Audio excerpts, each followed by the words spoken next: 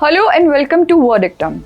I'm Sheetal June and you're watching today's legal news where we update you with the latest legal developments across the country. Starting with the headlines. Delhi High Court urges Amity to consider ex-Gratia payment in student's suicide case. Kerala High Court blasts state government for not acting on Hema committee report. Accused arrested in one case can seek anticipatory bail in another, rules Supreme Court. AAP MLA Somnath Bharti's plea for preserving burnt memory of 1,490 EVMs rejected by court. Now the news in detail. The Delhi High Court has questioned the Amity Law School on whether it will provide an ex-gratia payment to the family of Sushant Rohila, a law student who died by suicide in 2016 after allegedly being barred from sitting for semester exams due to insufficient attendance. A bench led by Justice Pratibha Singh emphasized that while the court does not place blame on anyone for this suicide, the institution must take responsibility for its systemic shortcomings. The court questioned the necessity of mandatory attendance in higher education and directed the central government to initiate stakeholder consultations on the matter within 2 weeks. The University Grants Commission (UGC) and the centre were also instructed to issue a circular mandating all educational institutions to establish a grievance redressal committee within the same time frame or risk facing consequences. Initially, the Supreme Court was petitioned in this sensational matter, which sparked widespread outrage. The petition, however, was later transferred to the High Court in 2017.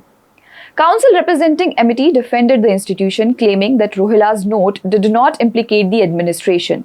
However, the court suggested that offering an ex-gratia payment could provide some closure to the family. The Kerala High Court has came down heavily on the state government for inaction on the Justice Committee report, which exposed sexual exploitation of women in the Malayalam film industry. A special bench comprising Justice A.K. Jayasankaran Nambiar and Justice C.S. Sudha questioned as to why the state is not registering cases in the Me Too matters highlighted in the report. With view to obtain answers on the reluctancy shown by the bench directed the SIT formed by the government to submit an action taken report even though it refused to gag the media.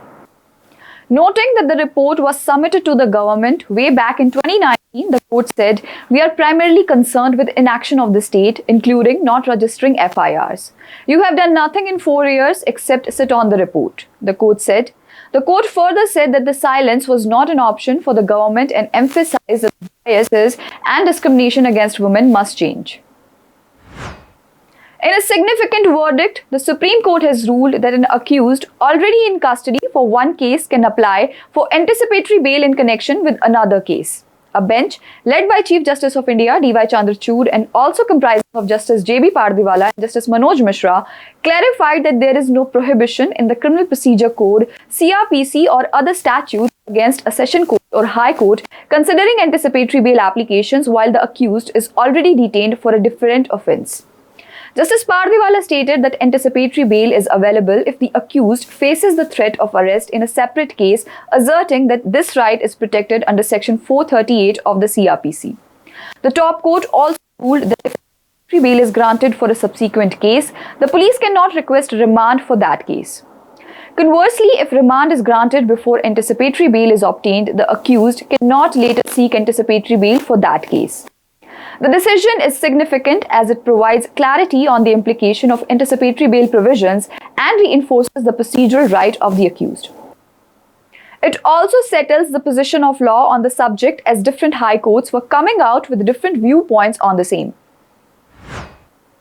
In an election petition filed by AAP MLA Somnath Bharti challenging the Lok Sabha win of BJP's Bansuri Swaraj from New Delhi seat, the Delhi High Court has rejected Bharti's plea seeking the burnt memory of all the 1,490 electronic voting machines (EVMs) used in the constituency. The Election Commission of India has requested the court that the EVMs be released as they are required during the upcoming assembly elections. It was also submitted that preserving the burnt memory of all the 1,490 EVMs would be in contravention of the Supreme Court's judgment, as per which Bharti could request for the burnt memory of 75 EVMs. Furthermore, Rs 40,000 each would be needed to preserve the burnt memory of the EVMs.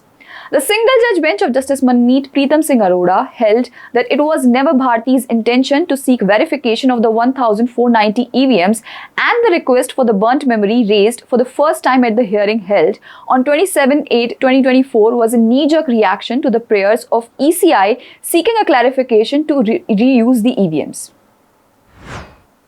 That was all on today's legal news. Thank you and keep watching Verdictum. Subscribe to our channel and download the Verdictum app on iOS and Android devices for the latest legal updates.